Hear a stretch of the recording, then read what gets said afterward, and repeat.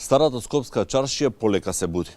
Меѓутоа, за сите оние кои ќе бидат присутни тука во сабота, ќе имаат можност да видат еден интересен настан. Нешто што се подготвува и секако запознавање со дел од занаетите кои се уште се присутни во чаршијата.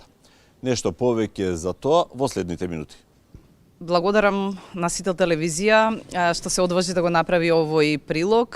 Ние се наоѓаме во Старата Скопска чаршија, едно од најбавите и се уште најавтентичните места во Скопје, и сакам да најавам еден настан кој што го правиме во партнерство со делегацијата на Европската унија, поточно со Euro House Скопје, и ќе се случува во сабота на 8 април.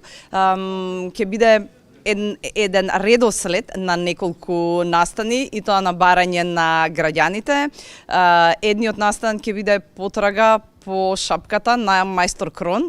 Се работи за игрифицирана, гамифицирана активност која што спојува мистерија, потрага по богатство, разни загадки. Меѓу другото, значи, секој од учесниците кои се веќе утврдени и постапката е затворена, ќе добијат и една мапа. Од едната страна на мапата се наоѓа детален цртеж на Старата Скопска чаршија. Од другата страна, нема да покажеме, се наоѓаат загадките кои што треба да ги решат. Меѓу другото, значи, додека ги правиме прошетките низ чаршијата, тие ќе добиваат разни знаци, насоки и слично кои што треба да ги одгатнат, да ги решат и слично, за да можеме на некој начин да ги доловиме занаетите и се разбира уметноста. Инаку само да нагласам, овие прошетки се во рамките на промоција на Светскиот ден на уметноста или Меѓународниот ден на уметноста, кој што секоја година се одбележува на 8 април. Учесниците, ајде да кажам, на оваа тура квиз се веќе познати.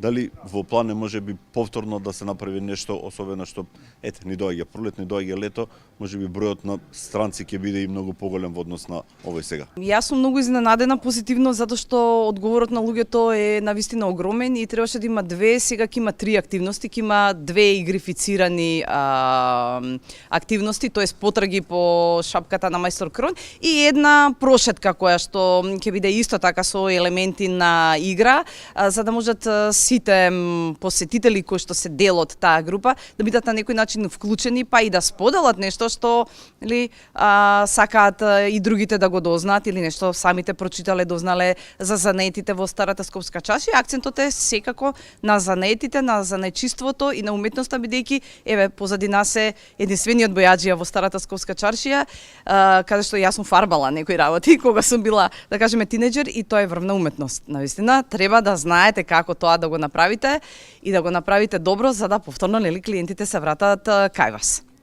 Секако уште едно прашање, споменавте последен бојаджија, меѓутоа ќе има и други занаети. Може ли да откриеме барем дел од занаетите кои ќе може да ги посетат оние што ќе бидат дел од авантурата или турата? Ќе има еден саџија, ќе има еден кожар, ќе има еден фурнаџија, и ќе има и уште нешто друго. Ама сепак нека остане тајна и привилегија на тие кои што ќе имаат чест да бидат дел од овие авантури. Скопската чаршија богата со многу историски локации, локалитети. Ајде да ни откриете, ако може, нешто дело и од она рута каде ќе се движат сите овие посетители, учесници на ова, условно кажам, надпреварување. Да. Уште еднаш да најавам дека ова ќе се случува во сабота на 8 април, повод Меѓународниот или Светскиот ден на уметноста. Ова е еден проект на кој што јас лично, но и со мојата организација Хајмус, а и со мојата програма Storytelling Скопје, раскажува Скопје, се приклучуваме на една иницијатива стартувана од Euro House во рамките на делегацијата на Европската унија и Факултетот за ликовни уметности, да ги промовираме и занаетите и уметностите.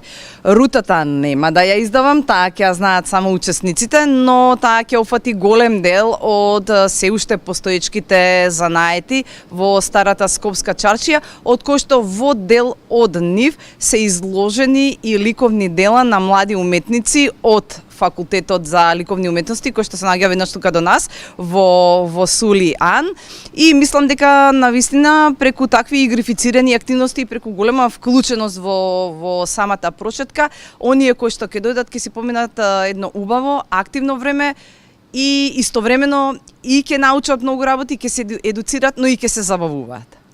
Да се надеваме дека овој настан, како и сите слични настани на овој, ќе придонесат да се врати стариот сјај на старата Скопска чаршија, воедно и секако многу поголем број на туристи да го посетуваат Скопје и овој дел на градот.